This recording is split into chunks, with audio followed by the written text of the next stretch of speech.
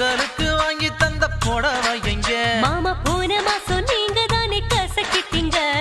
தீபாவளிக்கு கொடுத்த ஜாக்கெட் எங்க மாமா போன வாரம் நீங்க தானே கிழிச்சிட்டீங்க இருக்குன்னு விலகுறியே